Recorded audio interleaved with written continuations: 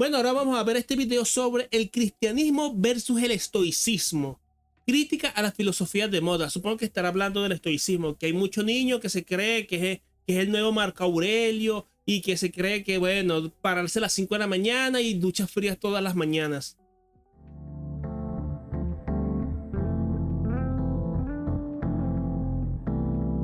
Como que fragmento de sesión de coaching. Voy a presentar es una crítica al estoicismo desde una perspectiva cristiana. Sucede que el estoicismo es una filosofía con muchos buenos aportes, sí, que ayudan a vivir una vida sana y virtuosa. ¿Lo entienden? Yo mismo he leído bastantes autores estoicos y he aprendido cosas muy buenas de ellos. De hecho, de entre la tradición de los filósofos estoicos, mi libro favorito es el libro sobre la felicidad de Séneca. Asimismo, hay varios esquemas filosóficos que dicen muchas cosas sobre el ser humano y sobre cómo debemos vivir. El utilitarismo, el hedonismo, el individualismo, sí, mejor ahí, el posmodernismo, las ideologías progres. Y comparado con todo eso, o sea, el estoicismo es oro. O sea, comparado con todo eso que son ideologías... Claro, lo que pasa es que el estoicismo es como la versión occidental del budismo. Y en ambos casos es una propuesta inferior a lo que enseña Cristo. De hecho, por eso es que yo me hice católico, porque me di cuenta de que el budismo y el estoicismo son versiones incompletas y burdas del cristianismo. Basura, filosofías basura que terminan dañando la vida del hombre. El estoicismo, wow. Pero acá hay un... Pues claro, tienes que tomar en consideración que la filosofía no puede encontrarse en un vacío, no puede ser simplemente intelequia, pensamiento vacío y solo por un deleite formal. Debe tener asidero en la realidad. Es por eso que vemos que está fracasando el woke, porque el woke no tiene forma de asentarse en el mundo real. Es artificial. Y en este caso, el estoicismo, aunque apunta a la dirección correcta, es incompleto. Tema. Que el estoicismo es lo máximo comparado con eso. Pero comparado con el cristianismo, con la propuesta cristiana completa, queda muy por debajo. Y tiene puntos que, al menos en las formas en que se presenta y difunde el estoicismo, son problemáticos, peligrosos o falsos. Ciertamente, vamos a ver qué más me inventa. Ah, bueno, este tipo tiene un arcángel aquí, así que supongo que no será evangélico. Entonces quiero hacer un llamado a que reflexionemos sobre esto. Si como cristiano criticase la ideología... Y no te creas, yo no lo digo solo porque a mí me parezca y porque yo haya comido la cabeza con Cristo Jesús. Sino porque yo durante la época universitaria fui muy seguidor del budismo. Y yo estudié mucho el camino óptuple, los sutras y toda esa huevonada. Entonces te puedo decir con conocimiento de causa que Buda enseña mucho de lo que Cristo luego supera. Entonces por eso te lo estoy diciendo. Y no es solo eso. De hecho, por ese vínculo que yo aprendí budismo, me gusta mucho la teoría de que durante la infancia y la adultez de Cristo, él estuvo peregrinando a Oriente y aprendió mucho del budismo y de allí reconvirtió esta teoría y la superó. Progre, Claro, yo fui budista zen japonés. Yo sé meditar, yo tenía descargado los sutras, yo conozco todo ese tipo de cosas. El ateísmo, el utilitarismo, el hedonismo, eso se da por obvio. Y de entre los cristianos comprometidos no muchos van a dejarse engañar por esas ideologías. Pero a veces el engaño, el error viene de lo que está más cerca. No, yo no había leído el Chumatsu, yo no he visto nada de esas cuestiones del Ragnarok. Pero bueno, Buda es Buda y ya. De lo que es más sutil. Y hay cristianos que pueden estar cayendo en esta que sería como la filosofía de moda. No niego que haya muchas cosas buenas que se puedan aprender del estoicismo y yo he aprendido muchas cosas buenas del estoicismo, pero no podemos tomarlo acríticamente. Porque también tiene sus peligros y problemas, especialmente de... Ah, mira, tiene una Virgen de Guadalupe también. Mi filosofía es no ser mala persona y ya, bueno. Eso te ayuda, pues. ¿Por qué se ha puesto de moda el estoicismo? El estoicismo se ha puesto de moda en gran parte porque enseña una ética de hombres fuertes. La ética del hombre fuerte.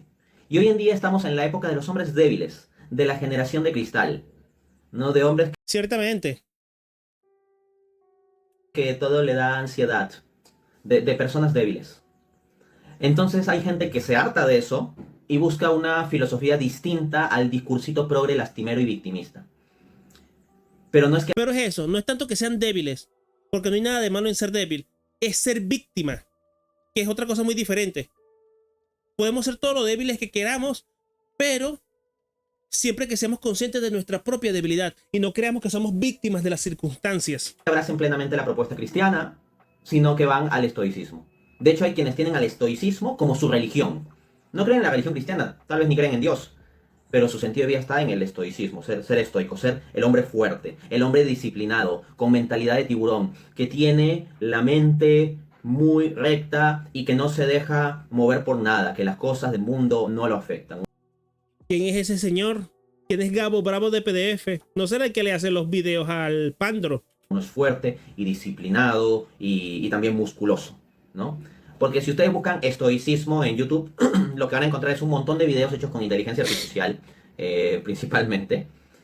Y claro, también está eso, que si te contentas solo con lo que sale en YouTube, obviamente que no estás percibiendo lo que significa verdaderamente ser estoico. Yo he leído un poquito meditaciones de Marco Aurelio y de momento no lo poquito que leí no me pareció nada exageradamente escandaloso, porque tampoco tenía que serlo. Eran anotaciones random que hacía Marco Aurelio en su diario.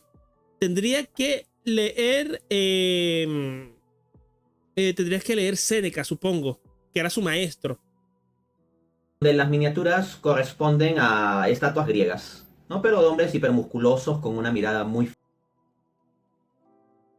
fija y muy dura, pero al mismo tiempo que transmite disciplina, fuerza, paz. Claro, el estoicismo es básicamente tener el control de la situación.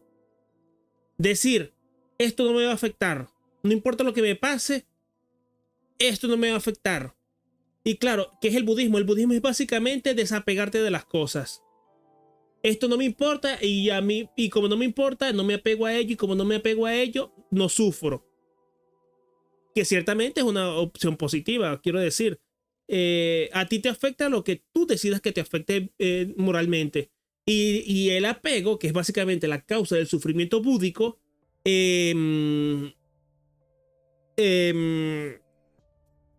se presenta en dos maneras. El apego a los objetos y a las personas y a las ilusiones, los pensamientos que tú tienes con respecto a las cosas. Entonces, para liberarte del sufrimiento tienes que desprenderte, aceptar las cosas tal y como son.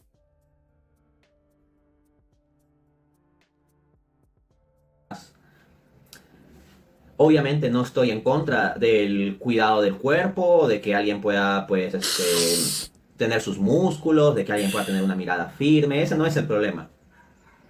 La gran dificultad es doble. Es doble. Y la vamos a explicar. Hablaría de un problema del hombre estoico y un problema del olvido de la gracia. ¿Ya? Pero lo que quiero que se note es que si muchos jóvenes acuden a tomar casi como una religión la filosofía del estoicismo y seguir las meditaciones de Marco Aurelio y hacerse hombres fuertes. No, bueno, por eso de epidemia de PDF, eso ha pasado todo el tiempo, toda la vida de Dios. O sea, tampoco hay que volverse tan demente sobre ello. Es un tema largo para discutir en realidad. Y no creo que sea el mismo Gabo. Y claro, lo que estamos viendo ahorita con el estoicismo es la versión descafeinada y sin sustancia, que se preocupa por lo físico, por lo estético, por la etiqueta. No se preocupa por la sustancia, se preocupa por la etiqueta de decir, mírame, yo soy estoico, voy al gimnasio para purgar mis demonios. Escucho audiolibros mientras entreno y soy frío y calculador. Eso en gran parte sucede porque son jóvenes bien intencionados que hartos. Pero claro, y esto es normal entre los jóvenes, porque claro, no le vas a pedir que ellos comprendan las implicaciones de una filosofía. Ellos se quedan con lo aparente, obviamente. Solo espero que con el tiempo profundicen en algo. De la ideología progre y de ser generación de cristal y que todos le da ansiedad, buscan eso. Y es un avance comparado con lo otro. Pero como digo, tiene sus riesgos. Y vamos a desarrollar entonces los dos puntos de riesgo que ubico en el estoicismo, o al menos las formas en que se difunde en internet hoy en día la filosofía estoica, porque soy consciente de que dentro de los autores estoicos, en primer lugar, hay matices y hay pluralidad, o sea, tienen matices y dicen diversas cosas. De hecho, en el propio Séneca, que mencioné al inicio y que es un autor que amo mucho, hasta encuentro un pasaje donde digo, este hombre, con su reflexión filosófica, pareciera que tuviese añoranza de Cristo, pareciera que supiera que requiere de algo como de Cristo. Claro, y también eso, creo que es Platón o a lo mejor Aristóteles, que hablas precisamente sobre un ser como Cristo. Que si existiera el hombre noble absoluto, el hombre noble y justo y caritativo perfecto, él sería humillado y denostado y crucificado. Entonces, claro, de hecho, por eso es que la filosofía griega se utiliza para estudiar la Biblia y el Evangelio, porque los eruditos llegaron a la conclusión de que la metodología de pensamiento y de exégesis griega se acercaba a la visión cristiana, podía llegar a la conclusión de Cristo. Y eso es algo que a mí me conmueve y me parece muy, muy valioso. Muy valioso. Claro que Séneca, no, hasta donde sabemos, no conoció a Cristo, era más o menos de por ahí. Pero no tuvo conocimiento de Cristo o del cristianismo hasta donde sepamos, o al menos no tuvo un conocimiento como suficientemente detallado. Pero el problema es que personas que tengan a disposición el evangelio terminen convirtiendo en su evangelio el estoicismo. Ahí está un problema.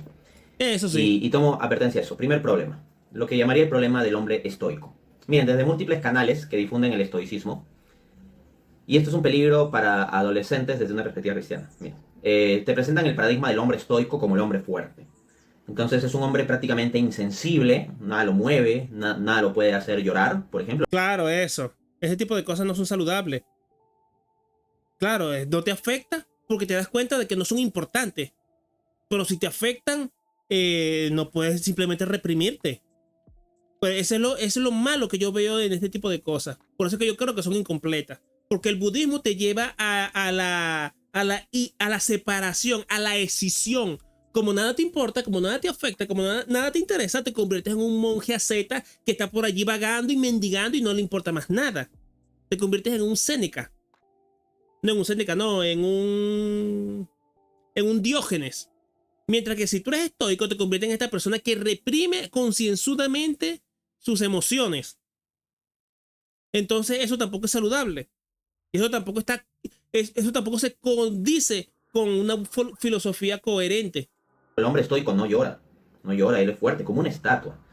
Exactamente, Valorama, es justamente eso. El fin del budismo es la no existencia. Porque claro, debido al karma, tú reencarnas infinitamente hasta que tengas un karma virtuoso, un karma cero. Y es en ese momento, con la iluminación budista, que dejas de existir. Entonces el objetivo del budista es desaparecer, no existir.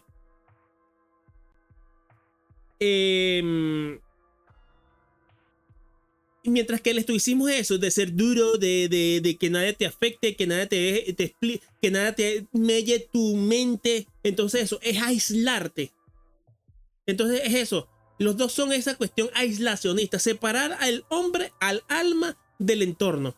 Mientras que Cristo apoya el desapego, apoya que no te afecten ciertas cosas, pero al mismo tiempo te lanza a ir con tu hermano, a ser caritativo, a ser generoso, a ser bueno, a verte en el otro y a tratar al otro como tratarías o como veneras o como adoras a Dios. Por el principio de que todos los seres humanos, en cierta medida, tenemos una chispa del Espíritu Santo dentro de nosotros. Entonces, al interactuar con el otro, estás en cierta manera interactuando con Dios. En particular con los desvalidos. Entonces, eso me parece muchísimo más positivo. Es que tendría que ver en detalle qué es el nihilismo y qué nos referimos con nihilismo. Pero el Buda es que nada te interesa, es literalmente eso. A mí nada me importa, a mí nada me afecta, a mí nada me va a hacer daño. Todas son ilusiones y todos son apegos malsanos.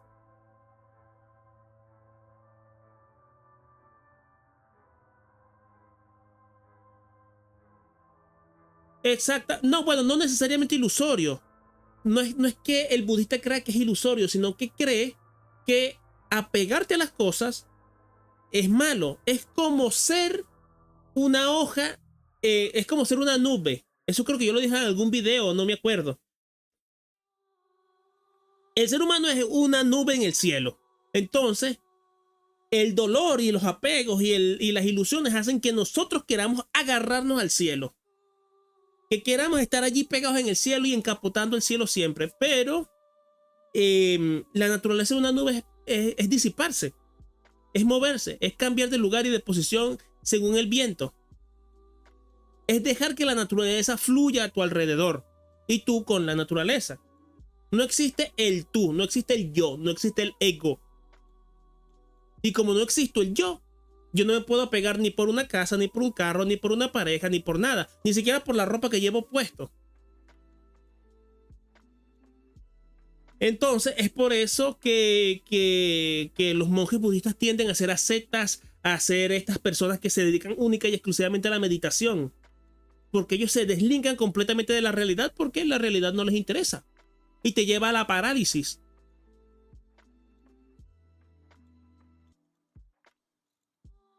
Exactamente, y tienen razón en eso, el desapego es malo. El apego es el que causa el sufrimiento, en eso tienen razón. Pero la solución a la que llegan para el problema es negativo. Mientras que Cristo da la solución. Da con una mano sin que la otra mano se dé cuenta. Sé generoso, no te preocupes por lo que comerás hoy, porque los planes de Dios son perfectos y Él no te va a dejar morir. Es una forma de ver el desapego de una forma en base a la visión de Dios.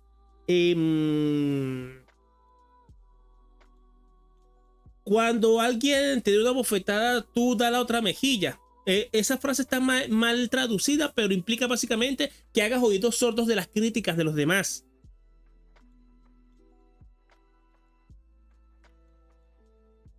Bueno, más que viciosos pendencieros, los Ikoiki. Como los Shaolin, que también eran unos peleoneros. Tiene todos sus efectos fríamente calculados, nada le afecta, es como una especie de superhombre por encima del placer y el dolor, o sea, una estatua. Claro, es una especie de... El estoicismo te convierte en un hombre frío, en un hombre sin contacto con tu percepción del mundo y básicamente un robot. De dios olímpico, ¿no? Así, sólido, musculoso, perfecto, como ese estatua de dios olímpico. No es un hombre que sufre y sangra. Claro, ahí entraste en una paradoja, pero bueno, básicamente sí. El desapego se termina de consolidar en la meditación. Cuando tú no piensas en nada, tú piensas en pensar nada. Entonces entra en un estado de relajación concentrada.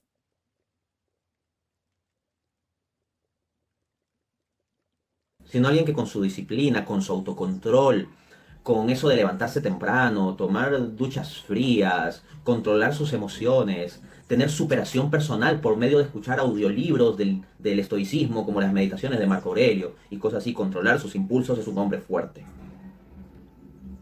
Claro, pero ves, esto es solo aparente, esto es solo lo fenomenológico. Creo que estoy diciendo bien el término. Esto es solo lo superficial del evento, no se mete en la sustancia. ¿Por qué nada te tiene que afectar? Porque en cierta medida, nada en realidad te afecta. Porque si lo analizas sin el apego, sin el ego, te das cuenta de que esas cosas no son para tanto. Pero si en realidad te afectan y lo que tú estás haciendo es reprimir esa emoción, te estás haciendo daño. Estás haciendo que esas emociones marchiten dentro de tu pecho. Y eso es malo.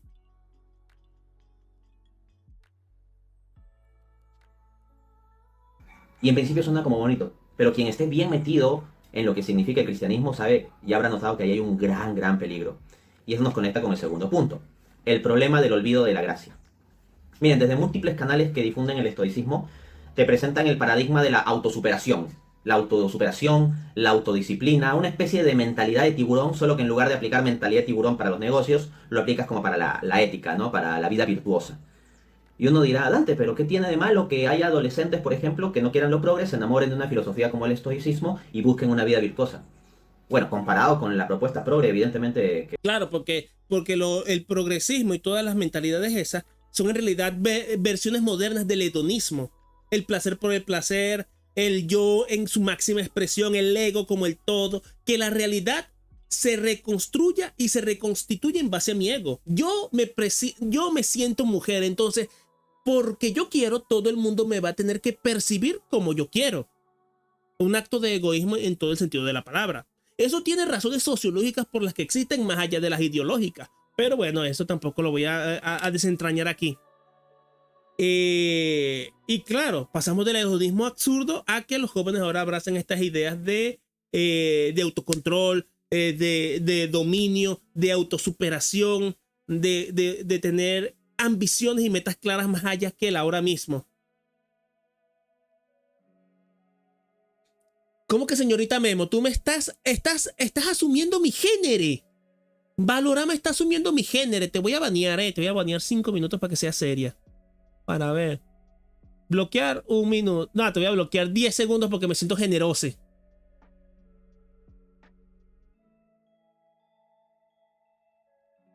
No, el chiste es no existir. El chiste es no existir. El karma, o sea, la suma de las cosas buenas y malas que hacemos a lo largo de nuestra vida, nos conduce a reencarnar para saldar esa deuda kármica. Si ascendemos, y el ser humano puede ascender en las líneas de reencarnación o puede descender en las líneas de reencarnación. Y la única forma de romper las líneas de reencarnación es a través de la iluminación, en el que te vuelves completamente energía. Listo. Llegas a la iluminación, te despegas completamente de tu identidad y de tu ego, rompes el ciclo de reencarnaciones y te esfumas. Dejas de existir. Es una no existencia. Claro, hay excepciones como las reencarnaciones de los budas y cosas así por el estilo, pero ese es otro asunto. Está mucho mejor. Pero de nuevo, vamos a ver que hay dificultades y no menores. No menores. Pero es como que hay un camino de autosuperación moral en donde uno mismo con su disciplina, su fuerza, su excelencia, se abre paso a ser un hombre virtuoso. No, bueno, eso ya no lo domino, porque hay muchas ramas del budismo. Y esa es otra razón por la cual también me gusta mucho el catolicismo por encima de las otras cuestiones, porque una rama de verdad de la secta es la que se mantiene más fuerte. Ok. Y quiero que contrastemos entonces, en el contexto de este análisis de antropología filosófica, esa propuesta del estoicismo que tiene muchos puntos buenos, muchos puntos valiosos y muchos consejos valiosos que un buen cristiano va a saber discernir. Yo no estoy diciendo que está prohibido leer autores estoicos o algo así, yo mismo los he leído, me encanta el libro sobre la felicidad de Séneca, repito, me encanta, es un libro que recomiendo, pero diría lo que refiere el apóstol Pablo: examinadlo todo, retened lo bueno. Entonces, no está mal leer autores estoicos, mucho mejor que leer autores modernos o progres. Pero hay que examinarlo todo y retener lo bueno. Y hay muchos cristianos que dicen: ah, sí, Dante, yo leo como me da la gana y practico el estoicismo porque yo lo examino todo y retengo lo bueno. Ah, ¿y tú te crees con plena capacidad de retener lo bueno y de examinar todo perfectamente? Porque cuando Pablo dice eso, lo dice, o sea, en un contexto de hablar de cristianos que están con el Espíritu Santo. Y que están en ese camino y que no se dejan engañar por vanas filosofías. Pero él mismo también en sus cartas advierte que hay quienes se dejan engañar por vanas filosofías. Entonces, cuidado. No es tan fácil, no seamos soberbios. Y seamos conscientes de los límites que voy a presentar aquí. Miren cómo la antropología cristiana tiene su diferencia. ¿Se acuerdan que el hombre estoico no llora? Que es como una estatua fuerte. Pues bien, Juan 11:35. Jesús lloró. Jesús lloró. Claro, en el Monte de los Olivos. O sea, es que no hay nada de malo con estar en contacto con tus emociones. Lo que pasa es que estamos saltando de un extremo al otro. Primero somos estos progresitos, estos woquecitos que están: ¡ay no! ¡La ansiedad! Todo me da ansiedad, todo me dan ganas de llorar. La opresión del sistema, ¿me entiendes? Alguien que está en extremo contacto con sus emociones, que se deja apabullar por ellas. Y ahora queremos saltar a ser, no sé, un Terminator.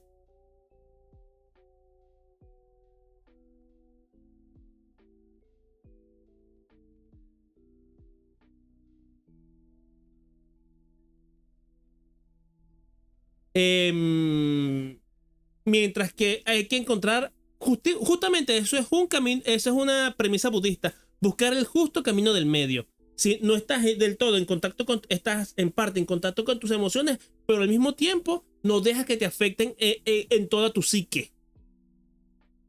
Tal vez uno de los textos más hermosos de la Biblia. Hay algunos que lo consideran el texto más hermoso de la Biblia. Jesús lloró.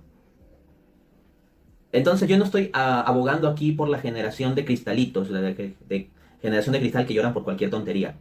Pero Jesús, que es el hombre de los hombres que debemos imitar los cristianos y no una estatua de dios olímpico griego, Jesús lloró. ¿Se acuerdan que el hombre estoico? Bueno, supongo que podremos decir que es eso, pues. Esto también yo lo escuché, yo lo domino como matriz de opinión, que es como que la opinión generalizada de la gente. No, por donde va porque la ventana se refiere a cómo un tema va siendo aceptado por la gente, pero ahora estamos cambiando completamente de matriz de opinión. Estamos cambiando completamente, estamos virando a un pensamiento más clásico, a un pensamiento más conservador, a un pensamiento más estoico. Entonces, eso es un cambio muy, muy brusco, ¿me entiendes? Entre visiones del mundo y entre filosofías. No sufre ni sangra. Jesús sangró, murió desangrado. Ahora, el hombre estoico controla perfectamente sus emociones. Él está por encima del placer y del dolor, ¿no? Pues bien, no es ese el hombre que quiero imitar, sino nuestro Señor, que en Mateo 26:38 dice: mi alma está muy triste, triste hasta la muerte. Quédense aquí y velen conmigo. Jesús, angustiado de cara a la crucifixión en el huerto de Getsemaní, pide ayuda a sus amigos. Quédense aquí, velen conmigo, estoy triste, triste hasta la muerte. ¿Qué diría la actitud de los que difunden el estoicismo en internet, la prédica estoica de internet? No, hombre, mentalidad positiva, mentalidad tiburón. No importa lo que pasa en el mundo, lo que define las cosas es cómo tú percibes lo que pasa en el mundo. Así que tú controlas tus pensamientos, y si tú Claro, controlas... y esto es una negación. Esto es una negación de la realidad. Porque esto funciona para darte cuenta de que tus problemas no son tan graves como tú crees que son. Pero eso no te ayuda a estar en contacto contigo mismo. tus pensamientos, controlas tus sentimientos. Oye, Valorama, sí, te lo agradecería, que yo estoy estudiando un poquito de eso. Como estoy ahorita con lo de la teología, a lo mejor me interesa saber un poquito el desarrollo de los cultos. No tienes que sentirte angustiado hasta la muerte. Eso es cosa de hombres débiles. ¿Ven el peligro? Entonces, cuando comparamos la prédica estoica con el adolescente ansioso, inmaduro, sensiblero, bueno, sí, o sea, hay algo que aprender. Pero cuando lo comparas con el estándar de lo que es Cristo, vemos que tiene sus límites la prédica estoica. Miren a qué nos llama Jesús. Mateo 11:29. Imítenme a mí, que soy manso y humilde de corazón. ¿A qué nos llaman las miniaturas de tantos canales que difunden el estoicismo?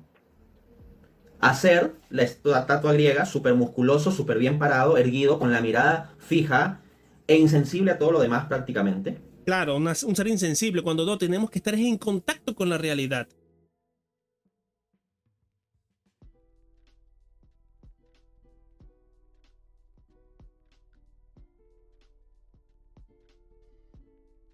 Claro. De hecho, por eso es que me gustan los católicos. A mí la cuestión evangélica, cuando lo pensé y cuando fui a uno de sus cultos y dije, uy, esto no es para mí. Pero también puede ser que haya ido al lugar equivocado, porque no sé por qué, pero los evangélicos están llenos de esa gente que es estafadora, que se aprovecha del creyente. No, no.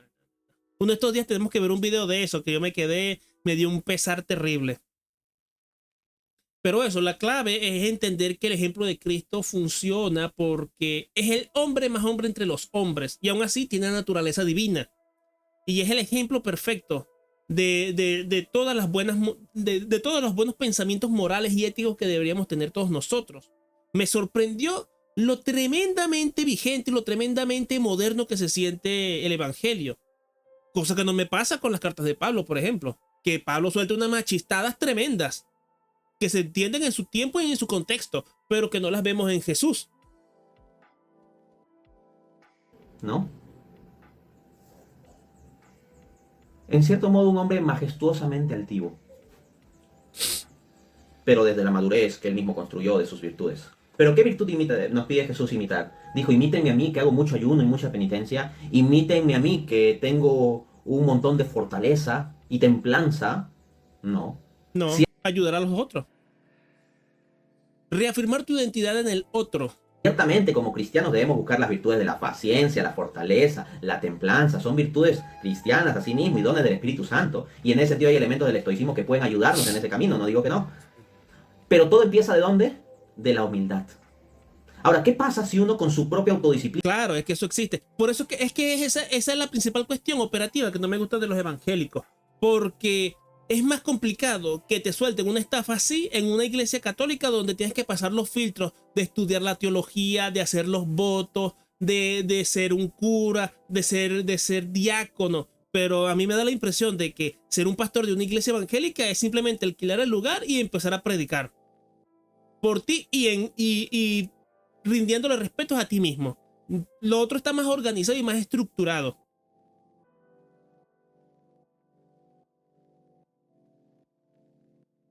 Sí, no, yo te entiendo. Y de hecho, esa es la... No, yo no te digo que sean todos. Y lo más probable es que yo haya ido al lugar equivocado. Obviamente que yo no te digo que todos. Y habrá gente, y de hecho hay muchos teólogos y mucho estudioso y erudito al respecto. De hecho, a mí me gusta mucho un canal de teología evangélica.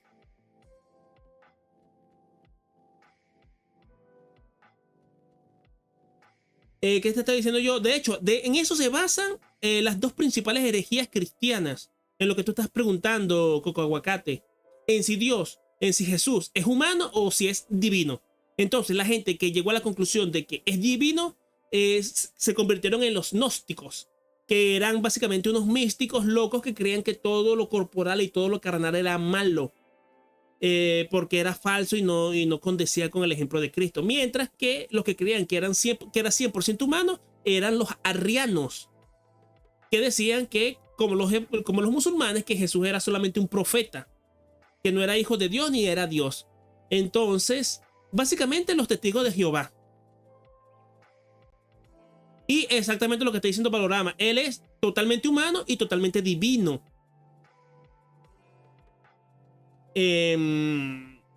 Porque él mismo se cataloga como Dios, él mismo se asume como Dios y él mismo hace actos que si no fuera Dios serían ineficaces. Por eso es que Jesús se sacrifica en la cruz, porque Jesús asegura y predice que él va a sacrificarse como el Cordero de Dios para pagar los pecados del hombre. Porque desde el Génesis el ser humano pecó. Y la única forma de pagar una deuda ante Dios que es infinita es con un sacrificio infinito, o sea, Cristo. Porque Cristo es Dios. Y mientras más lo pienso, más me reconcilio con esa imagen, porque yo nunca lo había pensado de esa manera, pero claro, que solo puede ser Dios, porque es un evento tan extraordinario, pero que a la vez sea tan insignificante como fue los 3 años del ministerio de Cristo, no puede ser obra humana.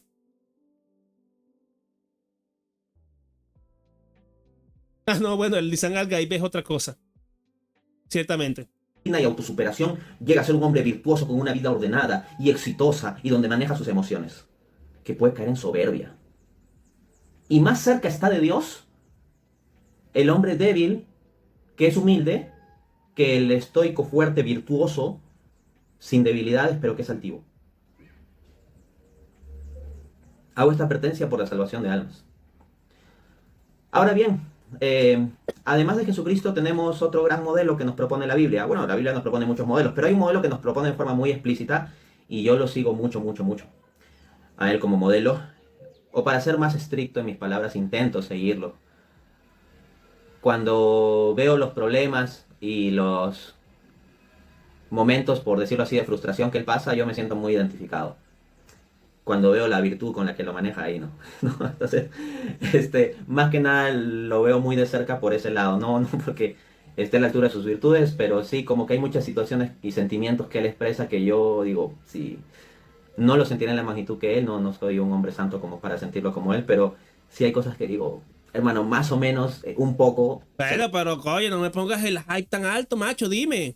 ¿Cómo te sientes? ¿No? El apóstol Pablo.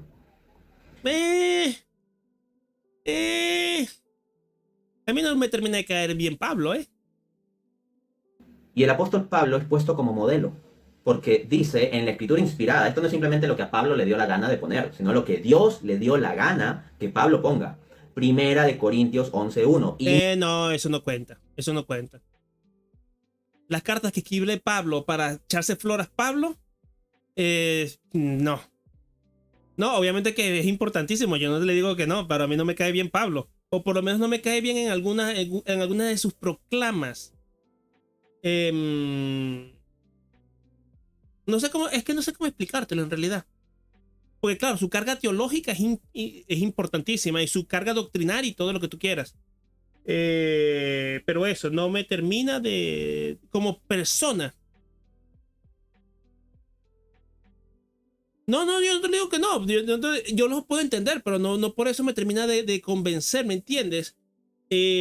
Porque ahí es donde se nota la parte humana de la Biblia, porque yo no estoy para nada de acuerdo con esa idea de que la Biblia es la palabra de Dios al pie de la letra y bla, bla, bla, y bla, bla, bla. Yo no estoy de acuerdo con ese, ni siquiera sé si es un dogma, pero yo no estoy de acuerdo con esa postura. Por eso mismo, porque en las cartas paulinas se van dando cuenta, se va dando cuenta que los autores bíblicos también tienen sus pequeños momentos de donde introducen sus propias ideas y sus propias opiniones.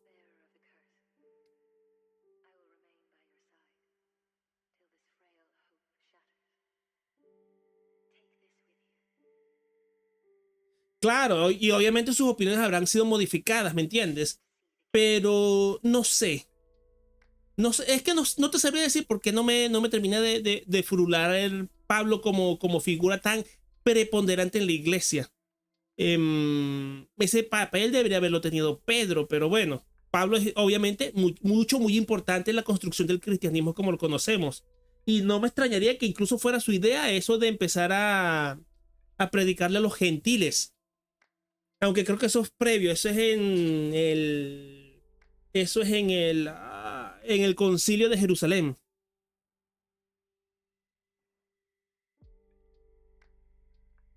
Claro, obviamente, no puede ser literal. Y eso es lo que te estoy diciendo. Entonces, asumir que las cartas, que la correspondencia de Pablo son mensajes divinos, eso me parece un exabrupto.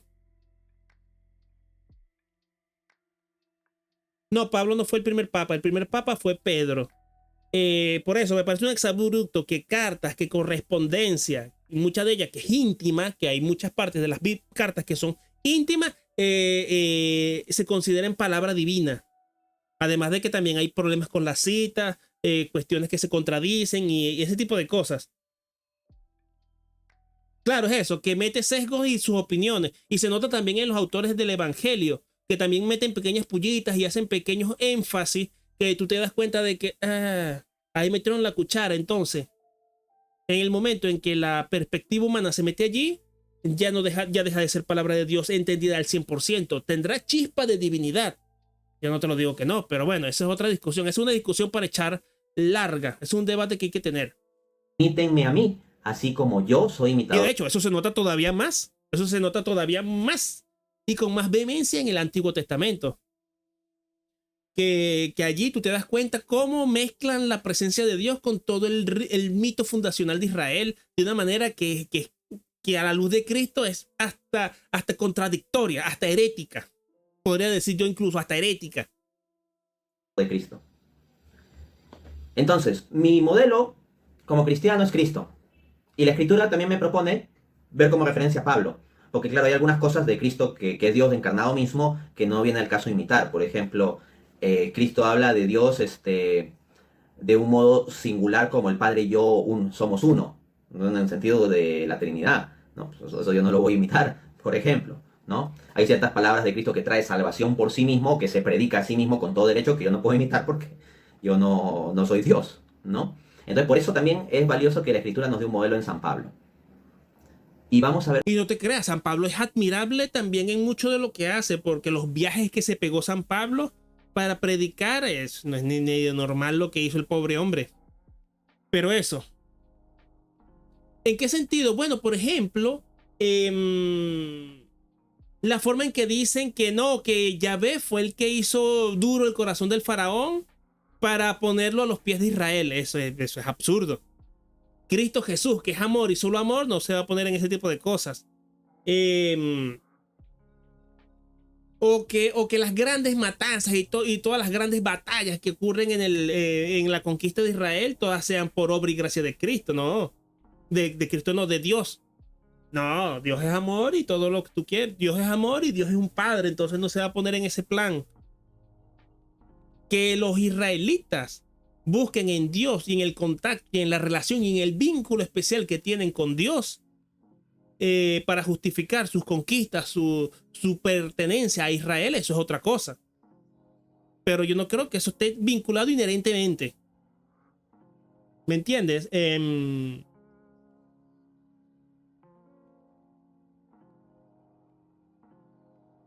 Es algo así más o menos en ese sentido.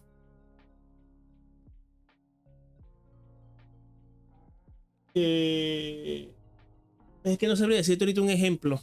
cómo San Pablo difiere del paradigma estoico. Esto lo desarrolla Fray Nelson Medina. Dice lo siguiente. En su conferencia Fruto en medio del dolor, la soledad de San Pablo. Está en el canal de YouTube Fray Nelson, 26 de febrero de 2024. Cito. Pablo no se muestra como un estoico. Él no está diciendo, a mí todo me resbala. Él no está diciendo, yo tengo el cuero duro, mándenme otro que yo tengo el cuero duro. Dice, perplejo, perseguido, derribado. Él mismo se siente derribado. Él no está diciendo, yo soy de bronce, yo aguanto. Acuérdate que él no es de bronce, no es de piedra, le duelen las cosas. Y es que muchas veces en la región de Galacia arruinaron la obra de él.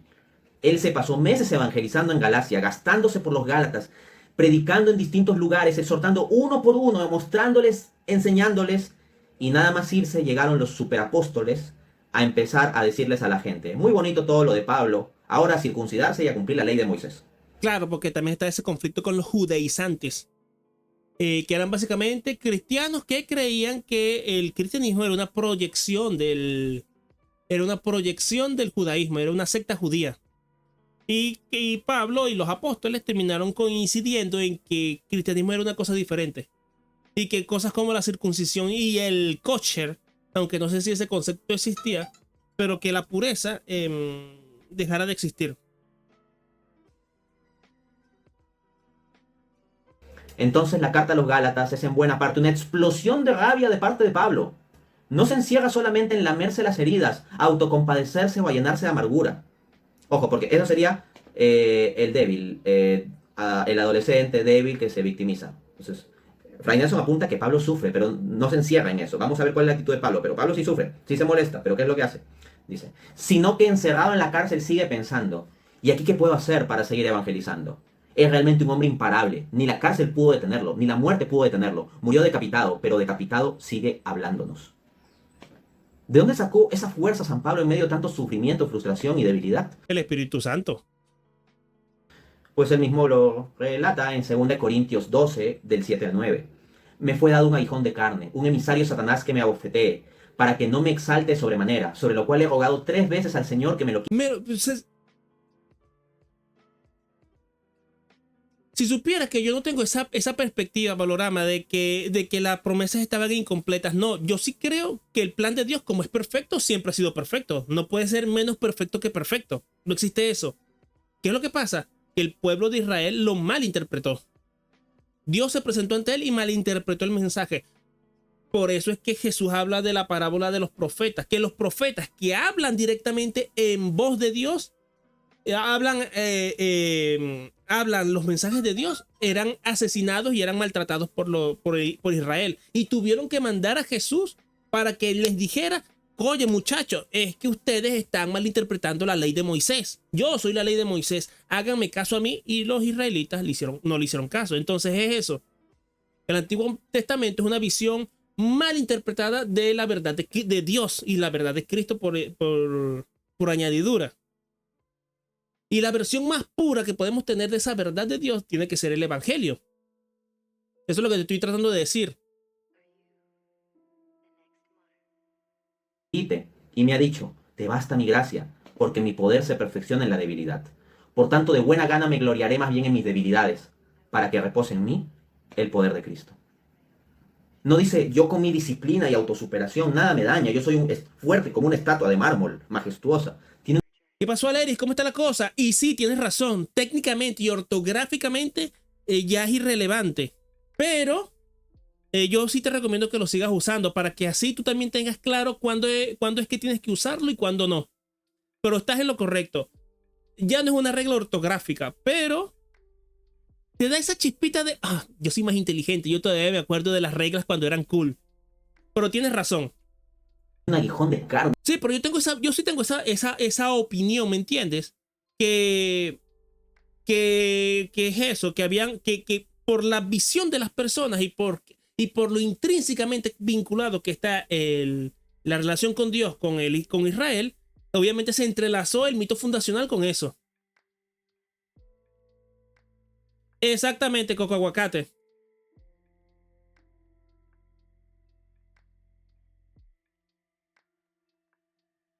No, claro, ahí también habría que revisar bien la Eclesiastes y todo ese tipo de cosas y toda la ley, pero es eso. Ellos se preocuparon más por la ley en el sentido estricto de inventarse códigos penales y cosas así todas locas. Porque aquí tengo la Biblia. Bueno, yo también, porque le digo la Biblia, yo también soy medio... ¿Ves? Para ver, después del Éxodo. Porque yo te aseguro que la mitad del Levítico, eso no lo escribió Moisés. Mira, aquí está. Todo esto, todo Levítico y todo el Deuteronomio, que son leyes y qué hacer con la ofrenda y qué hacer para vestir al levita y cuándo es el sabático y cuándo son las fiestas y todo ese tipo de cosas.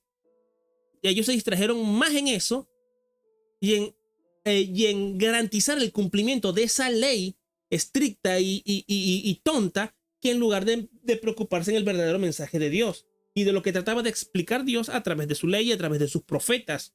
Y es por eso que tiene que aparecer Jesús, porque oye, esta gente no espabila. Si con un profeta no pueden, si con Isaías ni con Elías pueden, entonces tendré que ir yo en persona y hacer el peo. Porque ya desde el Antiguo Testamento hay presencia de Cristo. Melquisedec, la zarza ardiente, el ángel de Jehová, el general de los ejércitos de Dios. Él está allí tratando de guiar a la gente, pero es que no espabilan.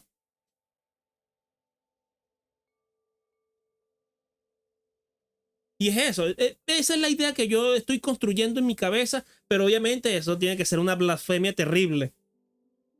Entonces, claro, es que el pueblo de Israel, y de hecho, el tema principal, porque me acabo de terminar el libro de Jueces, el tema principal del Antiguo Testamento es que no importa las veces que Israel la cague, Dios perdona siempre.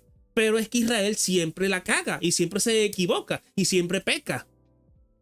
Entonces tiene que aparecer Jesús para tratar de una vez más enderezar el camino. Y cuando ve que ni con esas aprende, entonces es cuando suelta la metáfora del de los labriegos. De que, oye, ¿qué haría el dueño de la finca si maltratan a los sirvientes y matan a su hijo? Le daría la tierra a otra persona. Entonces eso, por eso es que te estoy diciendo que está mal interpretada, porque el Antiguo Testamento está escrito por israelitas. Entonces, claro, ellos malinterpretaron o no quisieron ver el mensaje de Cristo y de Dios.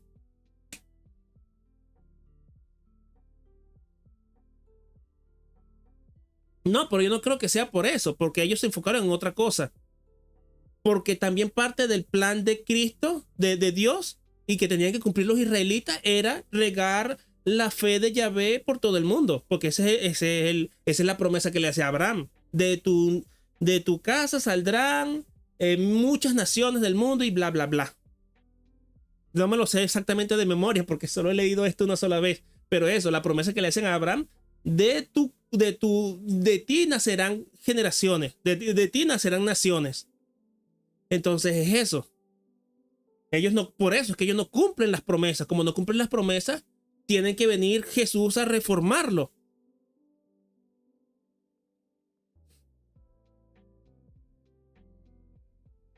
Porque también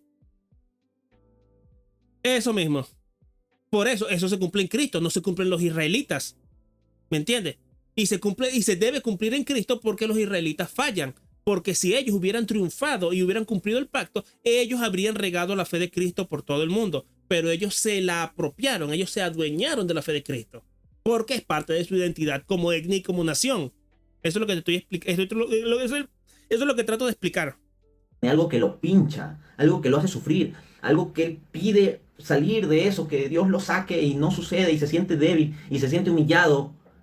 Y en medio de esa debilidad y de esa humillación, Dios le dice, te basta mi gracia, porque mi fuerza se muestra en la debilidad. Ese Pablo con la fuerza de Dios, con la fuerza de Dios en su debilidad, es más fuerte que cualquier estoico. Claro. Y la voz de Pablo ha resonado más en la historia que la de cualquiera de los filósofos estoicos. Claro, más que Seneca, más que Marco Aurelio.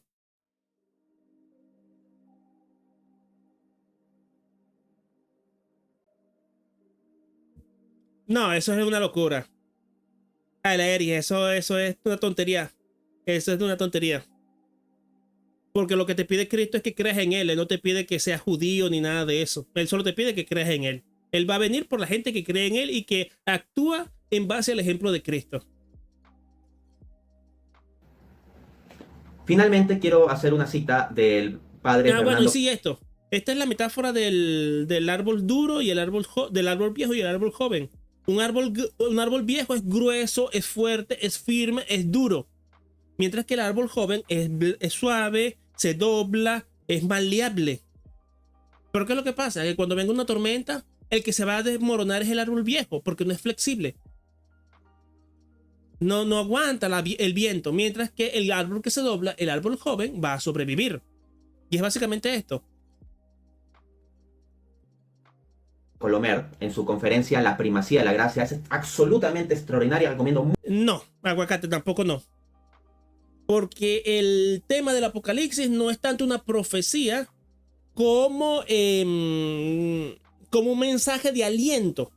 Porque recuérdate que el Apocalipsis fue escrito durante la persecución romana de los cristianos. Entonces, ¿cuál es el mensaje del Apocalipsis?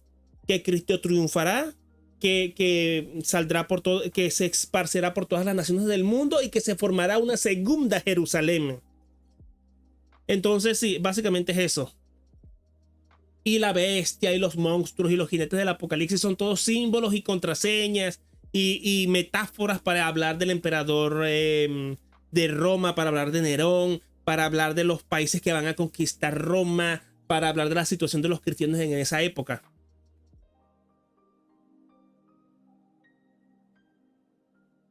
Aquí depende de la interpretación y todos estamos divididos. Yo soy de los que creen que los judíos ya no son el pueblo elegido.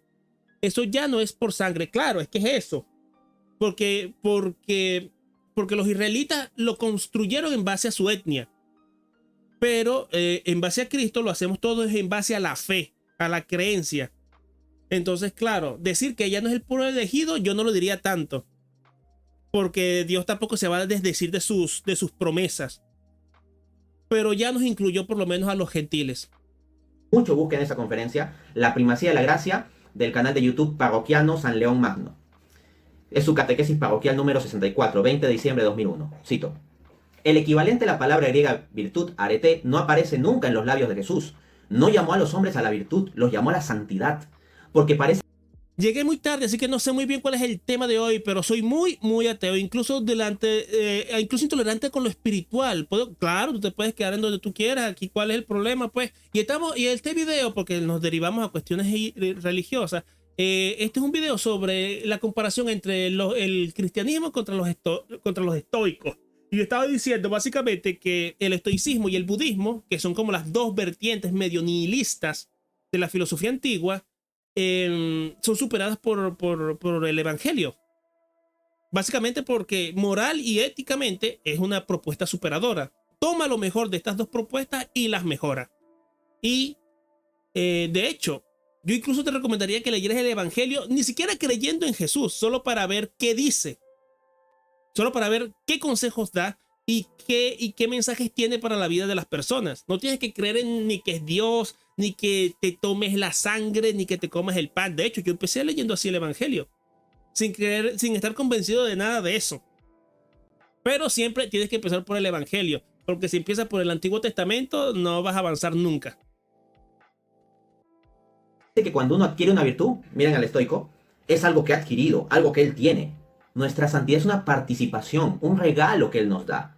El verdadero cristiano sabe que no tiene ningún mérito delante de Dios. El verdadero cristiano sabe que lo único que le puede ofrecer de verdad a Dios es el arrepentimiento y la conversión. Pero la conversión significa coger el propio pecado y ponerlo delante de Dios. Por eso es tan importante confesarse. Yo no me imagino al hombre estoico confesándose. A esa estatua de Dios olímpico, arrodillándose frente a un hombre de carne pecador también como es el sacerdote y decir, Padre, he pecado. No me imagino al hombre estoico haciendo eso. Pero el hombre cristiano sí. Sigo la cita. Es una manera de reconocer que nosotros no podemos arreglar eso, que lo único que podemos hacer es ponerlo delante de Dios para que Él actúe. Claro, porque cosas como esa que te obliguen a la confesión, a rezar por los pecados, a reconocer tus errores, eso te da humildad y te da la capacidad de estar en paz contigo mismo.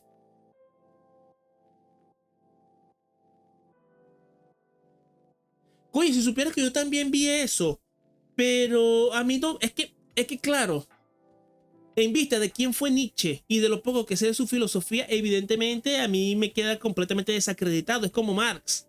El tipo me habla del trabajo y no trabajó en su vida. Me habla de las empresas y fue un mantenido hasta que se murió.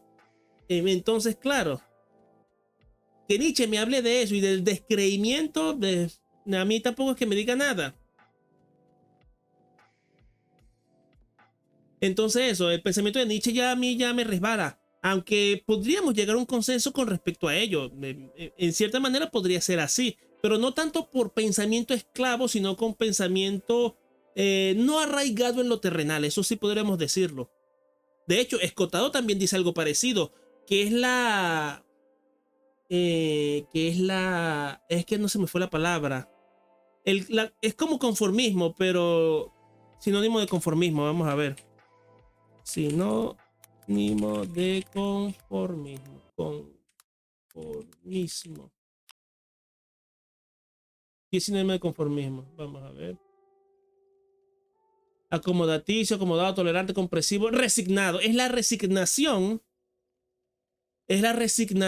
del cristiano que piensa en la otra vida más que en esta y piensa más en la generosidad y en dar y en no apegarse a lo terrenal, lo que lleva a que hayan situaciones y gobiernos como los feudales. Eso sí es cierto.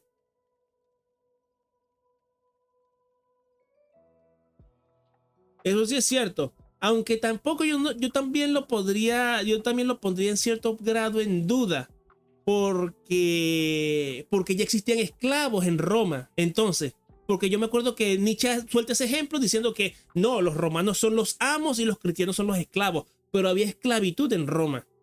Y había esclavitud no solo de cristianos, sino de otros romanos. Entonces, y de hecho, es el cristianismo el que denosta la figura de la esclavitud.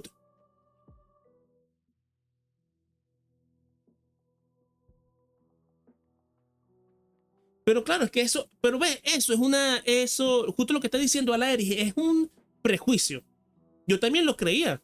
Yo creía que Jesús era comunista, imagínate tú eso. Tremenda blasfemia que solté con eso. Pero eso es un prejuicio. Porque lo que te dice Cristo es que no adores al Dios dinero. O sea, que no le des tanta importancia a lo material. Porque no es lo único importante en tu vida. Hay cosas mucho más importantes en la existencia que el dinero. Eso es lo que te está diciendo. No es que seas pobre y eso. Hay gente que se conforma a ser pobre y usa esos argumentos, que eso es otra cosa.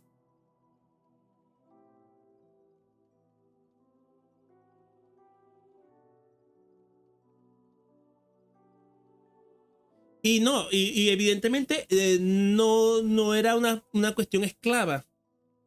No era una religión esclava, porque es en base al pensamiento de que cada persona tiene parte divina al ser templo del Espíritu Santo, que se construye todo el pensamiento de los derechos humanos.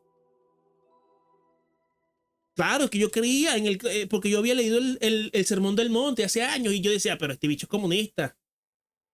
Porque decía que no hay que trabajar, que no importa lo que tú hagas, no comerás lo que te consigues del camino y ese tipo de cosas. Pero bueno, imagínate tú. Cuando la ignorancia que te habla, la ignorancia habla mucho. Es el aguijón de carne que Pablo ponía delante de Dios.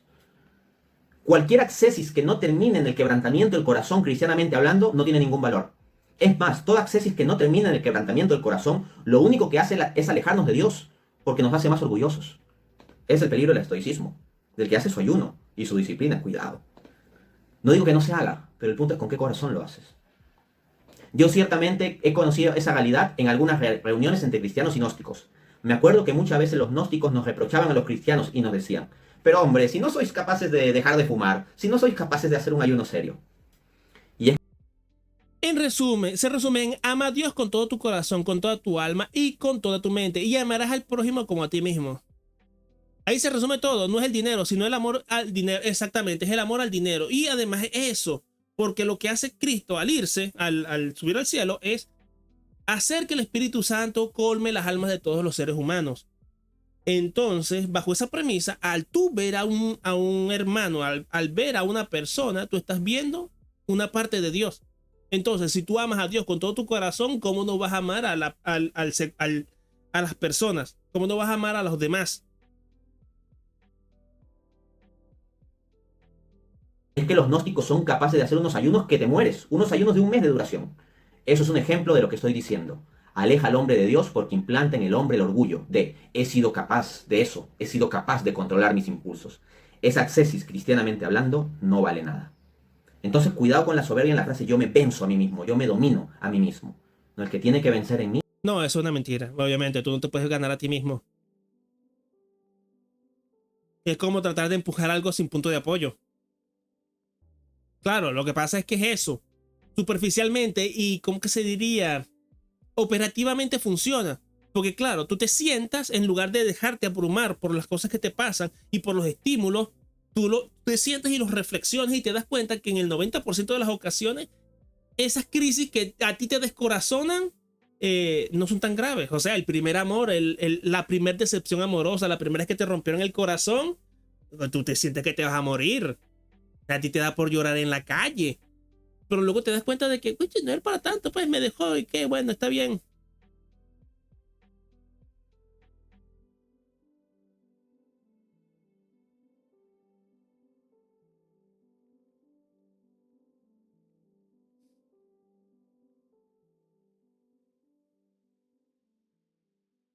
Nietzsche sostiene que la moral cristiana no surge de un impulso alternativo de la vida, como la moral de los señores, sino del resentimiento de aquellos que son oprimidos o se sienten débiles.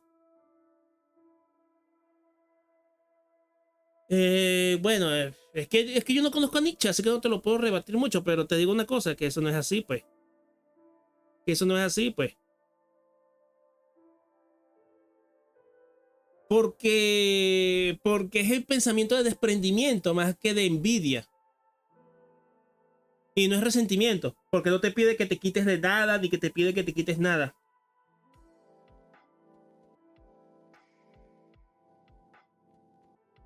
Claro, eso también tiene cara de proyectar, porque ¿qué resentimiento tenía Jesús? Jesús no mostraba resentimiento alguno. Él lo que hacía era ir por allá, ir caminando por allí, haciendo milagros, curando enfermos y curando lisiados. ¿Qué tenía eso de resentido? Es Cristo. Él me vencerá a mí mismo. Hola, si has llegado hasta aquí es porque te sirve el contenido de este canal. Dado ello, pues, si deseas apoyarnos a seguir produciendo este tipo. Ya, bueno, estuvo interesante. Otra hora de reacción, qué horror.